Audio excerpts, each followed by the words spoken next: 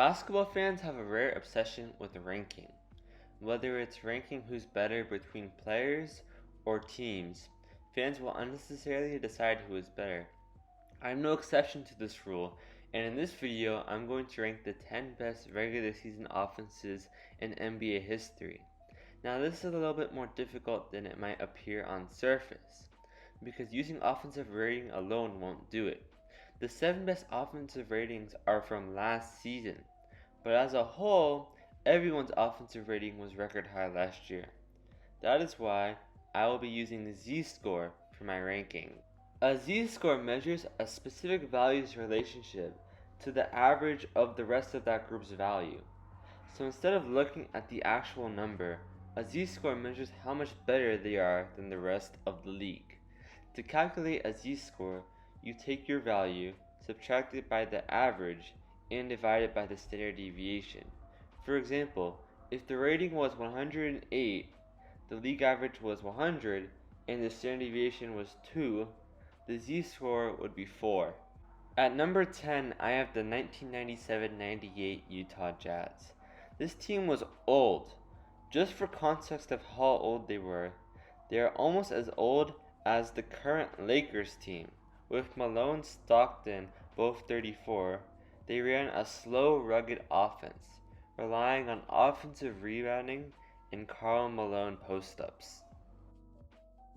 At number 9, we got the 95-96 Bulls. There's a good reason why they won a ridiculous 72 games.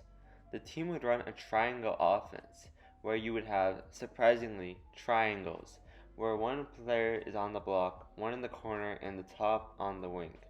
It also didn't hurt to have the MVP Michael Jordan on their team, averaging over 30 a game. This team didn't run and gun, but were methodical like the Jazz. At number 8, there's the 1970 Milwaukee Bucks. Just like last year's Bucks, the 1970 Bucks won a championship with an absolutely dominant offensive big. The 1970s Bucks team was the firstly true dominant offense in the league. If you look at the Z-scores for the 5 best teams before the Bucks, they have over a whole Z-score point above any team below them. They were truly in a league of their own until the 80s. At number 7, I have the 2001-2002 Dallas Mavericks. This is going to start a string of 2000s offenses. The team was led by Dirk, however Steve Nash was a great secondary star and Michael Finley was fantastic as well. Like most Steve Nash teams, this team liked to push the ball and shoot threes. They were second in pace that year, only worse than the Sacramento Kings. At number 6, I have the 1981-82 Denver Nuggets. This is easily the most random team on this list. We have MJ's Bulls, Kareem, Karl Malone, and Alex English. The reason this team isn't famous was because of their defense. They had the best offense and the very worst defense that season. This team went guns blazing with their pace of 109.9. It is the fastest team in NBA history. With Alex English, Kiki Vandeweghe, and Dan Issel dominating, only a little bit of defense would have made this team title contenders. At number 5, there's the 1987-88 Boston Celtics. This team could flat out shoot the basketball. The team shot a ridiculous for the time 38.4% from 3, most of those coming from Larry Bird, who had a 50-40-90 season while averaging 30 a game.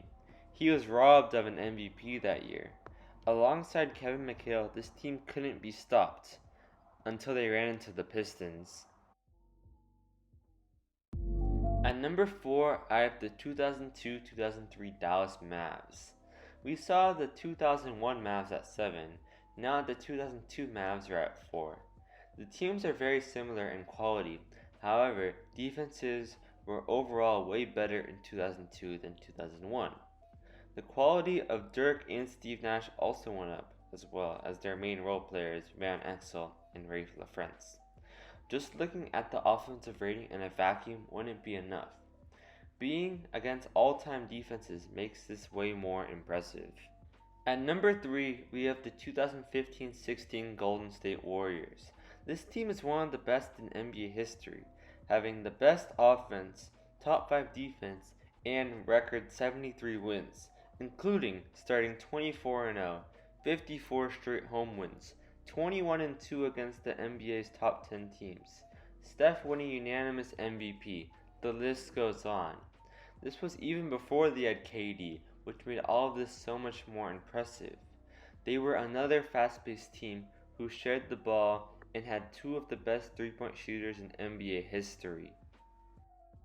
At number 2, there's the 2003-2004 Dallas Mavericks. The Dallas Mavs three-peat on this list. This time, the role players are different, having Antoine Jamison and Walker on here. The reason that 112 offensive rating can be top 3 is the rules.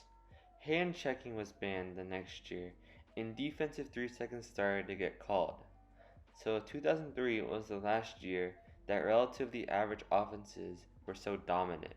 At number 1, we got the 2004-2005 Phoenix Suns. Despite the rule changes, this Phoenix Suns team was built different. They had prime-time 7 seconds or less offense, with their new point guard MVP Steve Nash. 22-year-old Amari Stoudemire averaged 26 a game. 23-year-old Joe Johnson was balling, so was Shawn Marion. They weren't able to win because of their below-average defense, but was one of the best scoring offenses in NBA history. One thing to take note of is that the best offenses come in all different sizes. Some were led by bigs, Kareem, Karl Malone. Some were led by guards, Steph, MJ, Steve Nash. Some were slow and methodical like the Jazz or the Bulls, while the Suns and Nuggets liked to run, proving that there is no one way to build a great offense. So thank you guys for watching. If you enjoyed this video, please make sure to like and subscribe.